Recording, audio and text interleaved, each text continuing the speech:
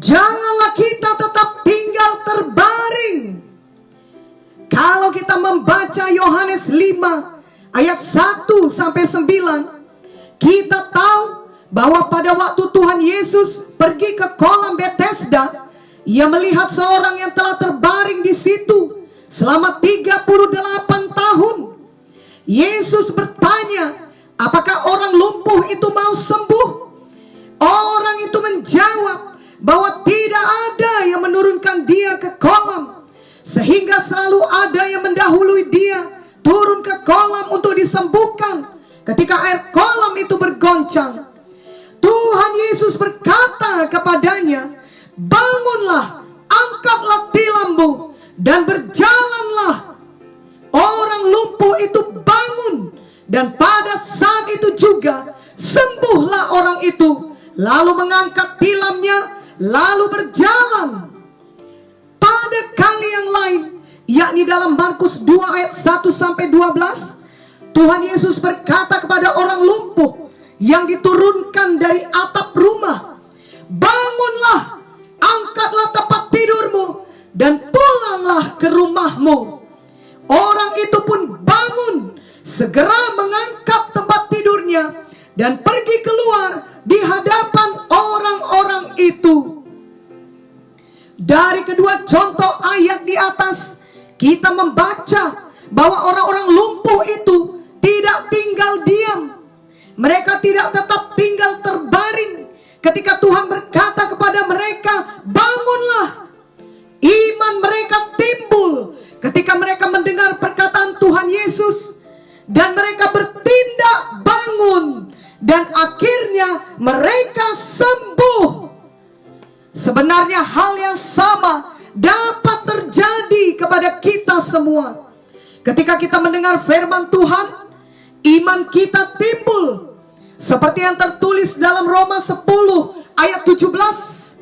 Jadi iman timbul dari pendengaran, dan pendengaran oleh firman Kristus. Setelah iman kita timbul, marilah kita mulai bertindak. Janganlah kita tetap tinggal terbaring, tetapi kita bangun daripada keadaan kita sebelumnya. Kita kemudian menjadi sukacita, bebas, ataupun sembuh oleh karena kuasa Tuhan Yesus bekerja atas kita. Amin.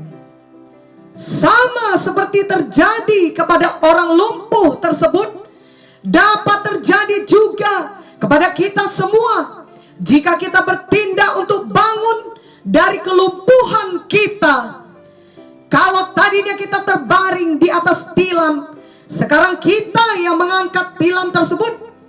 Ini berarti kita beroleh kemenangan atas semua persoalan-persoalan yang kita hadapi oleh karena tindakan iman kita.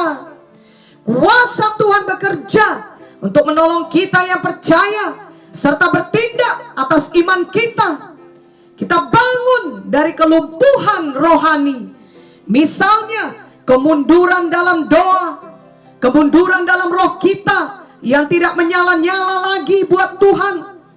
Mungkin juga terjadi kelumpuhan dalam hal kasih, sukacita, damai sejahtera, dan buah roh lainnya. Juga dapat terjadi kelumpuhan badani oleh karena penyakit-penyakit yang menimpa kita belum kunjung sembuh. Ada juga yang mengalami kelumpuhan dalam bidang finansial oleh karena kebutuhan-kebutuhan kita yang belum terpenuhi dengan memadai. Marilah dengar firman Tuhan yang berkata, bangunlah dan berjalanlah. Percayailah firman Tuhan tersebut dan bertindaklah bangun dari keadaan-keadaan kita. Misalnya Filipi 4 ayat 4, bersukacitalah senantiasa dalam Tuhan. Sekali lagi kukatakan, bersukacitalah.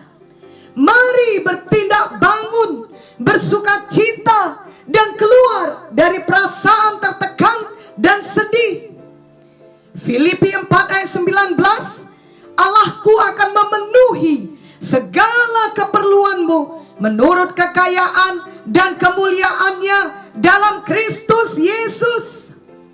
Mari bertindak, bangun dan bekerja dengan sungguh-sungguh, dan dengan iman kita terima berkat Tuhan yang mencukupi segala kebutuhan kita.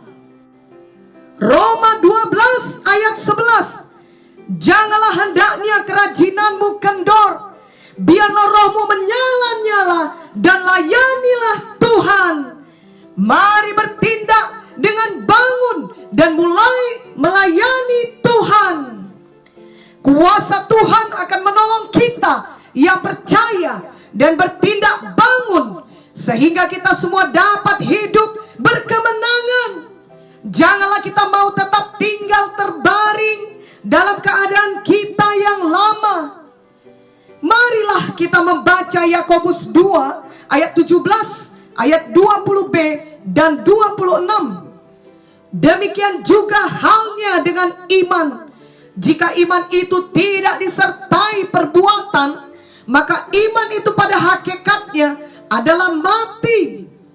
Iman tanpa perbuatan adalah iman yang kosong. Sebab seperti tubuh tanpa roh adalah mati, demikian jugalah iman tanpa perbuatan-perbuatan adalah mati. Memanglah iman dalam hati kita harus diikuti dengan ucapan iman dan tindakan iman kita. Kita harus bertindak, bangun dan berjalan.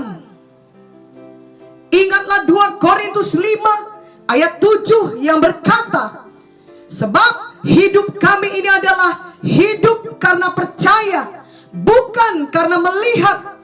Marilah kita memilih untuk senantiasa mempraktekkan ayat firman Tuhan ini, khususnya ketika kita sedang dalam persoalan atau sedang ditimpa kesusahan dan penyakit.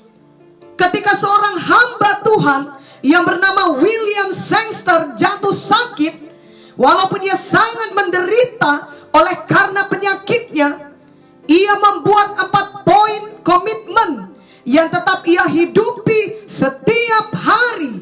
Yakni, yang pertama, saya tidak akan menghabiskan waktu saya dengan mengeluh.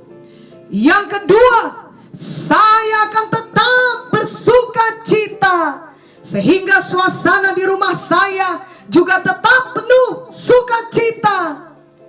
Yang ketiga, saya akan selalu mengingat dan menghitung berkat-berkat Tuhan atas saya. Yang keempat, saya akan selalu berusaha untuk mengerti kehendak Tuhan dalam situasi ini, sehingga mendatangkan kebaikan bagi saya. Dan ia benar-benar hidup demikian. Ia hidup dengan iman dan bersuka cita setiap hari dalam hidupnya, dan tetap melayani Tuhan. Ia tidak tetap berbaring di tilamnya, namun ia bangun dan berjalan dengan iman. Dalam hidup ini banyak hal yang terjadi, seringkali berlawanan dengan keinginan kita. Ketika itu terjadi, itulah saat yang paling tepat untuk benar-benar hidup dengan iman. Hidup karena percaya dan bukan karena melihat. Ibrani 11 ayat 6 berkata, tetapi tanpa iman tidak mungkin orang berkenan kepada Allah. Sebab barang siapa berpaling kepada Allah, ia harus percaya bahwa Allah ada, dan bahwa Allah memberi upah kepada orang yang sungguh-sungguh mencari Dia. Marilah kita senantiasa beriman, sungguh-sungguh percaya bahwa Tuhan Yesus ada, dan Tuhan menjawab doa kita, bahkan memberi upah kepada kita.